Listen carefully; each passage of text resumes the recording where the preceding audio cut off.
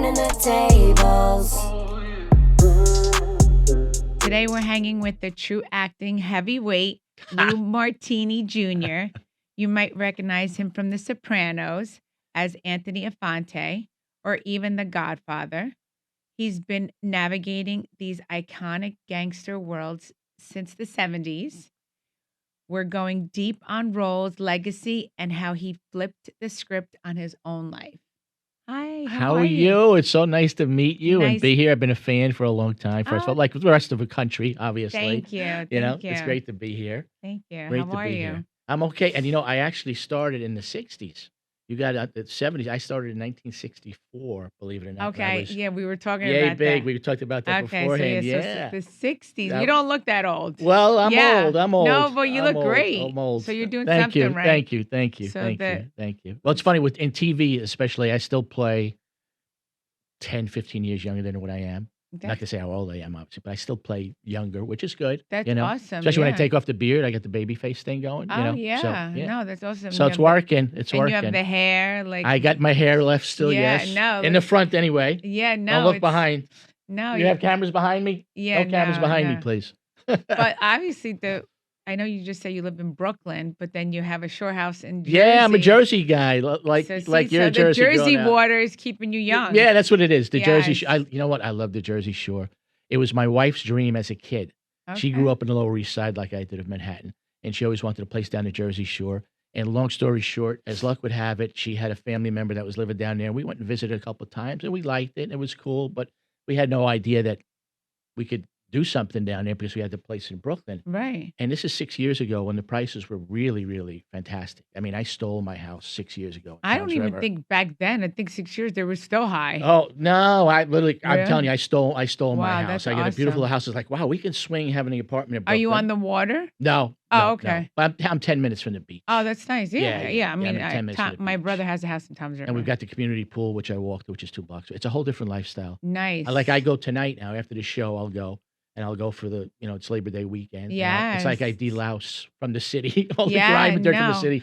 I mean, go to I the did the Shore. Jersey Shore I had a house for 11 Yeah, years. because you in- did a lot of in- shows, right? In Episodes, LBI yeah. in Long Beach Yeah, Island. yeah, yeah. And then after that, after I wasn't with my husband anymore, then I started getting a house around Ortley and Lavalette. Right. Lavalette is Down beautiful. right by where you are. Yeah. And now, excuse me, now I'm over the Jersey Shore. Yeah, no, yeah, I mean, yeah, no yeah. offense. I'm not over it yet. I mean, It's my only 6 kids years. are going, which is great. Yeah, but yeah.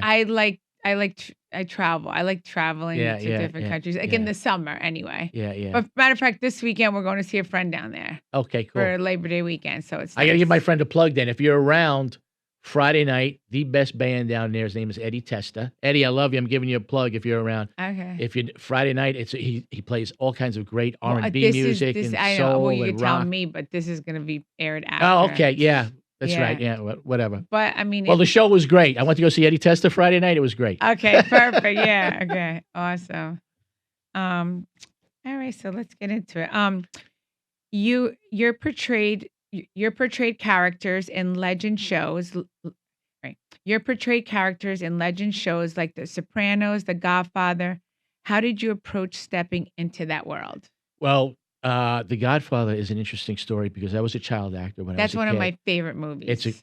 You can't beat The Godfather. It's a Like great I'm all film. about never go against the veil. Yeah, yeah. You're You notice like- it's on TV all the time now too. It is on television all But you know the what? time. I'm gonna start taking that back because I don't know. In this point in my life, sometimes we make mistakes in Yeah, life. yeah. Of course, everybody does. And like, so whatever. I'm starting to sway away from that. Yeah. I'm getting softer in my older age. Yeah, are you really? Yeah, It's like I guess it's good to forgive and move on. of course. Of So, course. But I was a child actor. My dad was in the business. My whole father's side of the family was singers and actors and dancers and entertainers.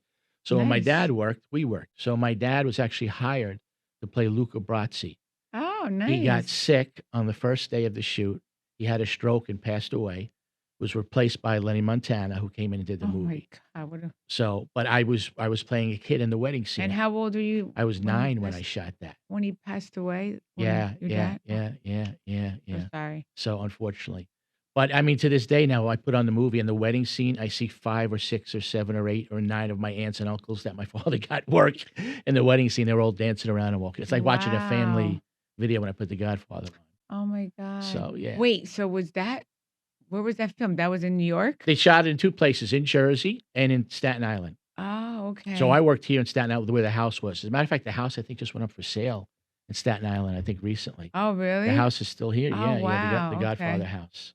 Oh, wow. But yeah, I worked a lot as a kid. Then my dad passed away. My mom did the right thing. Single mom, only child. She pulled me out of the business, which is great. That's why I came out level-headed. You know, so many child actors, they come out so messed up. She pulled me out, and I started acting again in college. And then after college, I picked it up Oh, again. so And you just did it for a little bit and then you took a I did it up break? until I was 10, basically. Oh, okay. Yeah, and then I picked it up again in college. Yeah, And I now I've mean, been that's doing how it. I am with my kids. Like, I don't, if they want to be on TV, they're on Yeah, it. They yeah. don't want to, I don't force them. And now my oldest, she's 24, and now she's on a TV show. Wow, she's Next 24 Gen. now. Yes, Wow, Next time Gen flies. NYC. But it's like she enjoys doing it. That's the thing is I always liked it when I was a kid. I loved doing it, you know? And it's so weird. I So was taking her on all auditions and everything, and it was so hard because you have to be the right it's fit hard. for for that part. Yeah, and my And mom was a working class mom at the time, oh so my it's God, I like, you know, remember I was she's like, not gonna take off from work right, you had to and rush maybe to the lose her job to city. take me to an audition, you know, I so wasn't working when they were younger, when I yeah, was taking Gia, but it was just a lot, like the traffic getting into the city. yeah, It was just a lot, and I didn't know my way around, and I was yeah, trying to yeah, figure it yeah, out. yeah, It was a lot. It yeah, was like a lot of yeah. pressure. But it was I have childhood memories of my dad was also the MC at the Copa for a few years, so I have memories of Copa Cabana? yeah, I Oh have my God, memories of playing with Dean Martin in my living room. my daughter's best friend's grandfather owns that. Really? So my Yeah, my father daughter probably Malone. worked for him. Yeah, Yeah. yeah, It was his name Jules,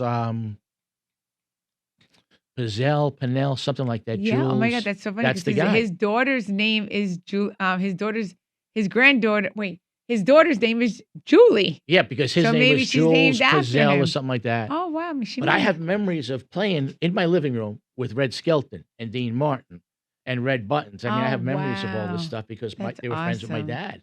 So I grew up all around the business. I was in the business from when I was very young. Oh, I You love know, that. I yeah. love that. That's awesome. What's the most memorable on-set moment? Maybe a story no one's ever heard before.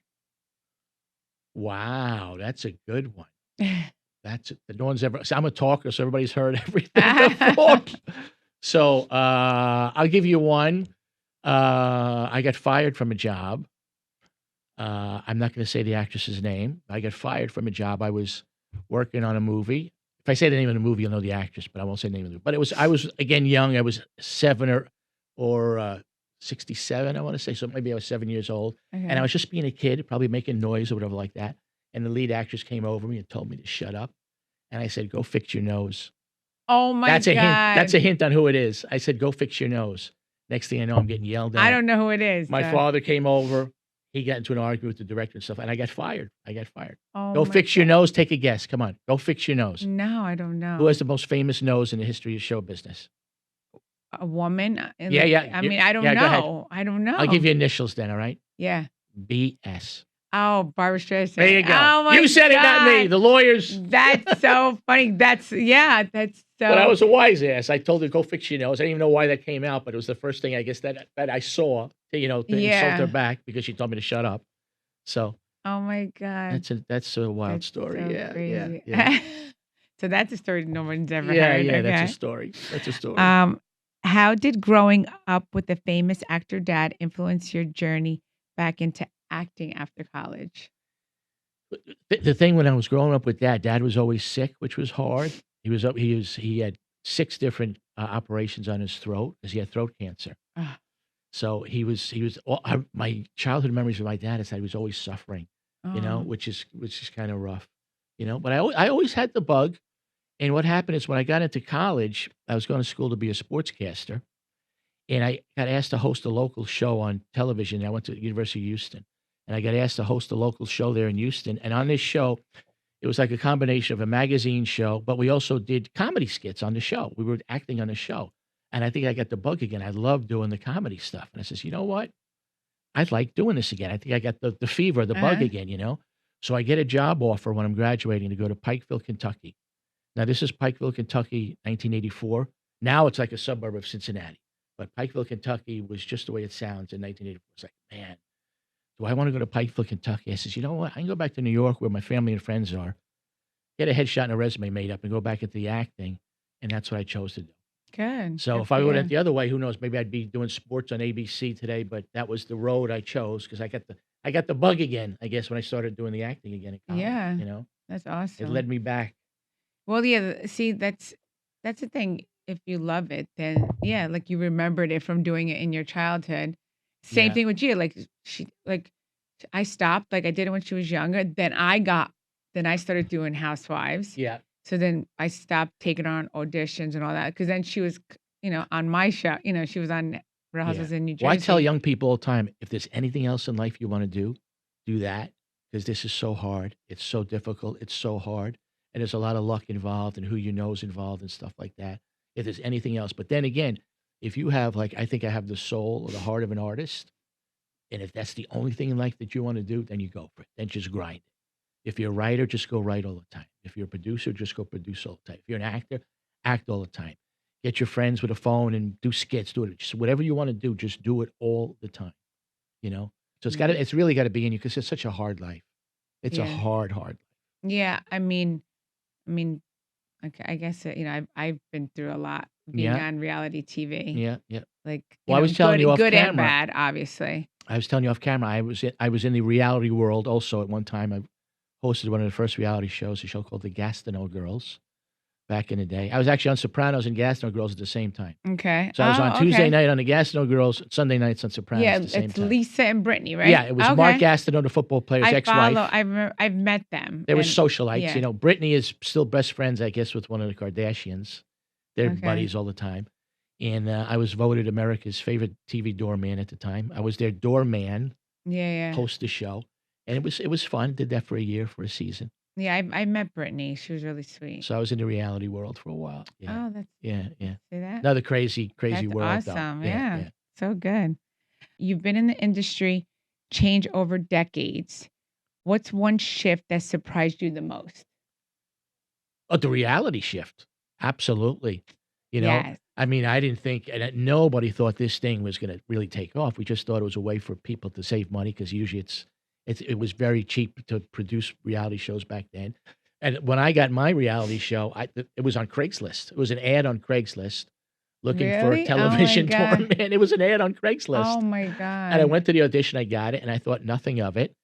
And the next thing you know, again, it was a huge show when it was on the Gastineau Girls. It was a big hit show, you know. And this is crazy. These girls are just going around shopping, and people Yeah. are watching this stuff, you know. So, but the unfortunate thing about it is, and I still run into it today, is what reality shows have caused a shift where now if I go up for an acting job against someone that has huge reality show numbers, Uh-huh. I'm at a disadvantage. I may be a better actor.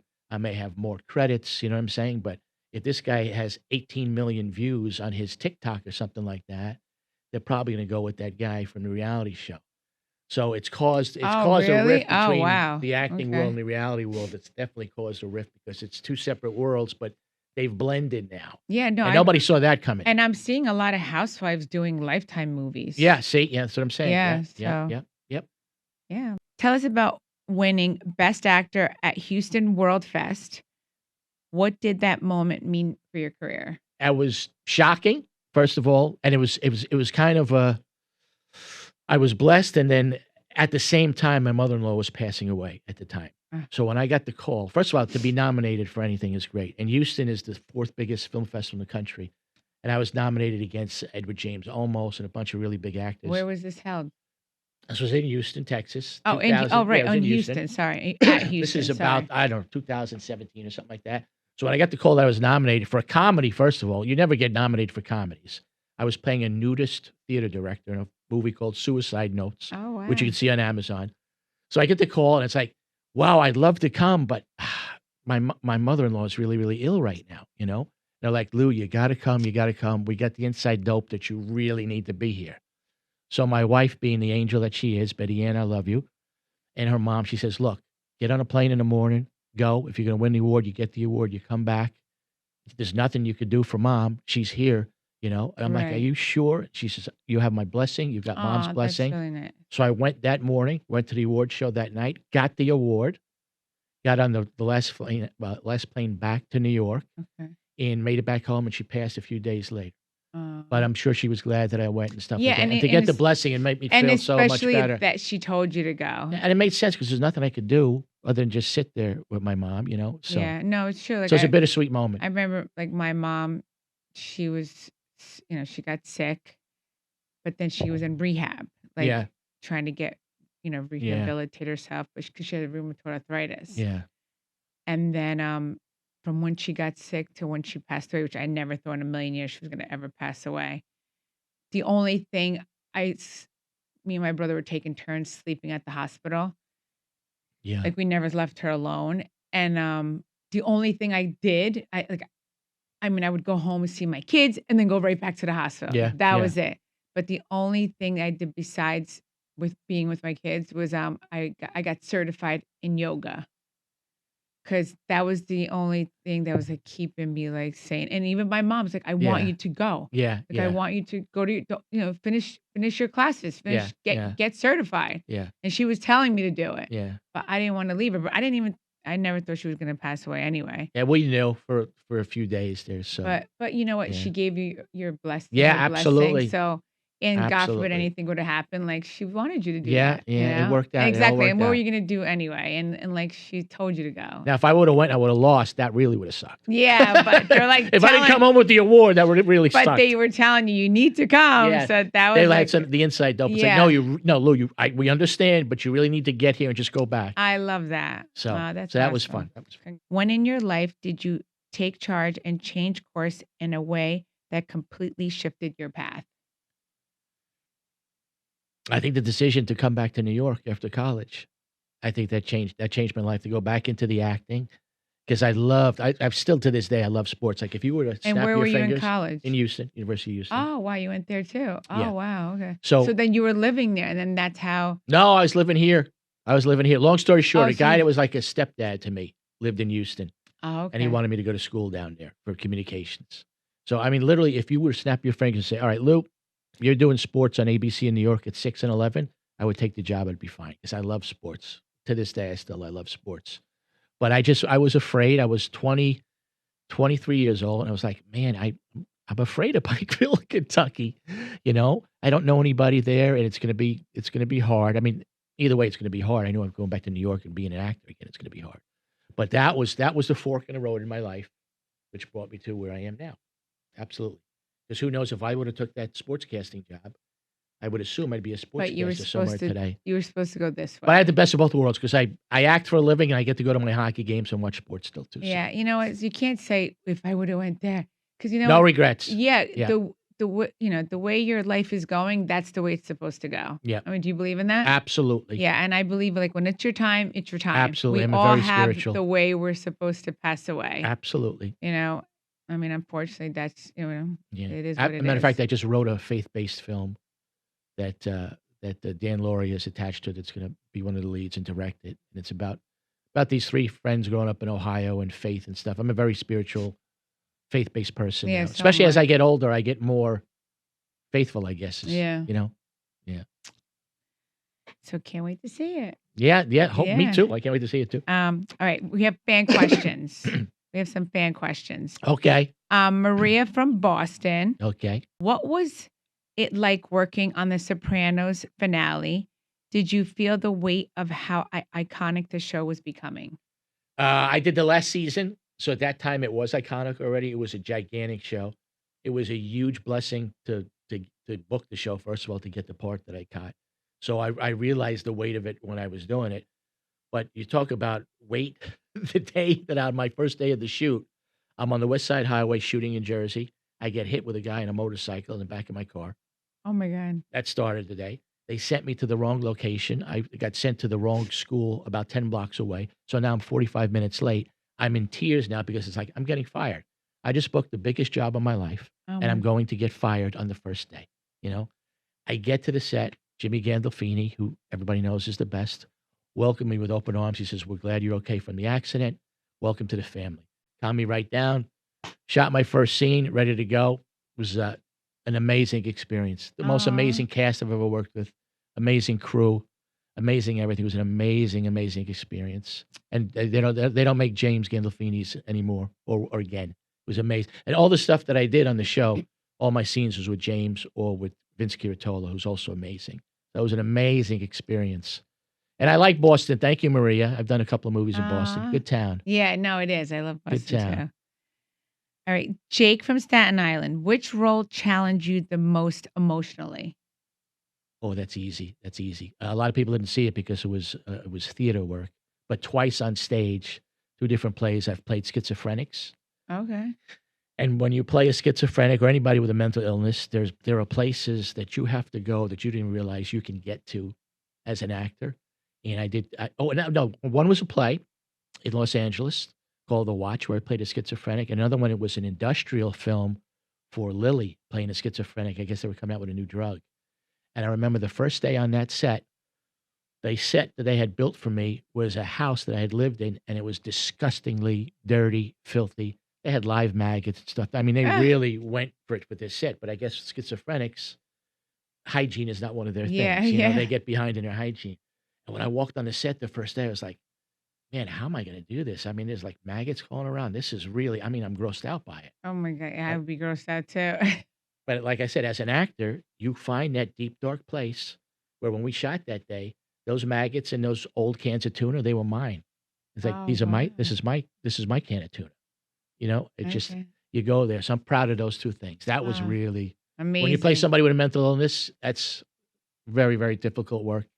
When I was doing the play in LA, the play would end with me taking a gun to my head, and literally for 10 or 15 minutes afterwards, to this day, when I hear the song Hotel California, because that was the closing song, it brings me there for a minute. People would know I'd go sit in the corner for about 10 minutes and just flush, like deflush, and just get back to Lou, as opposed to that really dark place I was just 10 minutes before, you know? So that was the biggest stretch as far as acting goes that I've done. And I was proud of my work. I did good work, I think so. But crazy hard. Yeah, no, Playing mental illness, amazing. crazy hard. Crazy hard. Amazing. Good questions. Yeah, really good question. The next one is Tina from Chicago. Chicago. Do younger actors even ask your advice, and what do you tell them? Yes, all the time. And I think I was telling you off camera, the first thing I tell a younger actor is if there's anything else in life you want to do, anything, bricklayer, plumber, law school, go do that, because this is such a difficult, hard life. It's very, very hard. It becomes very personal at times. You have to deal with a lot of rejection, that you're not good enough, you're not tall enough, you're not skinny enough, you're not handsome enough.